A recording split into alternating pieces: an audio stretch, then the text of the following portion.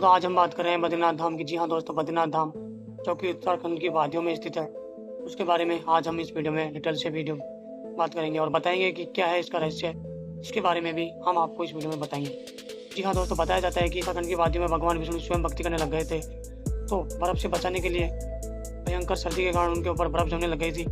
तो माता लक्ष्मी जी ने देखा कि स्वामी जी के ऊपर बर्फ जमी हुई है, तो उन्होंने बद्री यानी बेर की झाड़ी का जो है पेड़ का रूप ले लिया था, जिससे उन्होंने भगवान विष्णु को बर्फ गिरने से बचाया था और उनको भक्ति करने में कोई भी परेशानी ना आए, इसलिए उन्होंने ये बनाया था। जब भगवान विष्णु ने आंखें खोली और जब देखा कि लक्ष्मी जी बेर के रूप में वहाँ पर है, तो उन्होंने तभी एक वरदान दिया कि आज के बाद इस धाम को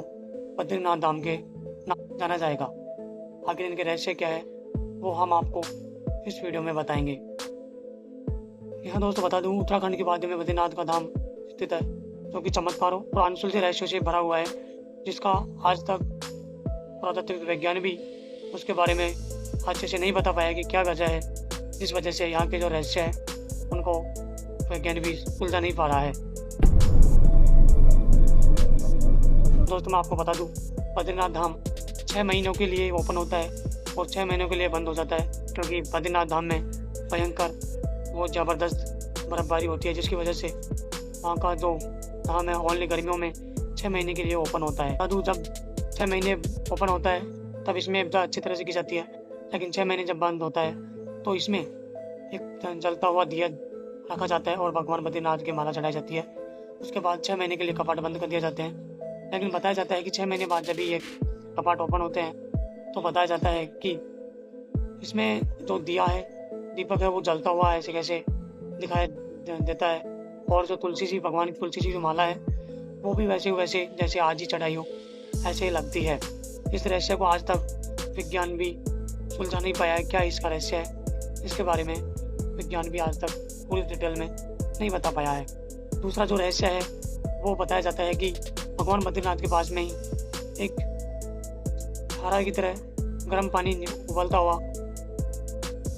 55 डिग्री सेल्सियस टेम्परेचर वाला पानी है, वो निकलता रहता है और जस्ट बगल में अलकनंदा जी बहती है, जो कि जिसका जो पानी का जो टेम्परेचर होता है वो बहुत ही कम होता है, बहुत ठंडा पानी होता है, लेकिन जो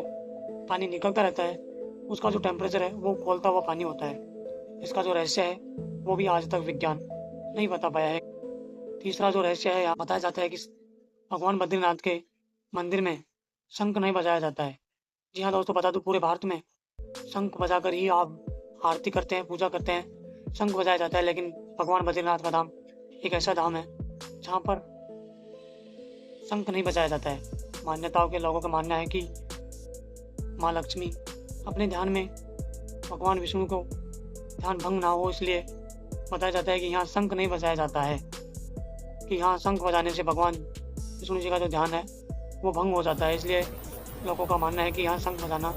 मना है। लेकिन विज्ञान का कुछ अलग नियम है। विज्ञान बताता है कि यहाँ शंख बजाना इसलिए मना है क्योंकि ज़्यादा शंख में एक प्रखर ध्वनि होती है। प्रखर ध्वनि की वजह से जो शंख है उसमें जो ध्वनि उत्पन्न होती है उससे हिमालय की जो पहाड़ियों में ढके बर्फ हैं उनमें दरार पड़ने से भारी संख्या में हिमस्खलन हो सकता है, ऐसा विज्ञान का मानना है। लेकिन इसका जो असली वजह है वो पूरी तरह से नहीं बता पाई है। चौथा जो रहस्य है इसका वो है स्वयंभू मूर्ति का इतिहास। जी हाँ दोस्तों, मैं आपको बता दूं, बद्रीनाथ की जो मूर्ति है वो बताया जाता है कि यह मूर्ति किसी आदमी या किसी मानव द्वारा नहीं बनाई गई है, ये स्वयं निकली हुई स्वयं मूर्ति है, जिसे बौद्ध अनुयायियों ने कुछ समय के लिए बताया जाता है कि नारद कुंड में छिपा दिया गया था, लेकिन बाद में शंकराचार्य जी ने अपनी दिव्य शक्ति से इस मूर्ति का पता लगाया था। उसके बाद इसे वहाँ रखा गया है, लेकिन इसका जो असली रहस्य है वो क्या है वो आज तक पता नहीं है। लोग कहते हैं कि जो आए बद्री वो ना आए अदरी, यानी जो बद्रीनाथ धाम के एक बार चला जाता है उसे दोबारा जन्म लेने की कोई ज़रूरत नहीं है, उसे स्वर्ग की प्राप्ति हो जाती है, ऐसा लोगों का मानना है। आपका क्या कहना है कमेंट में ज़रूर बताइएगा और बताइएगा कि क्या आप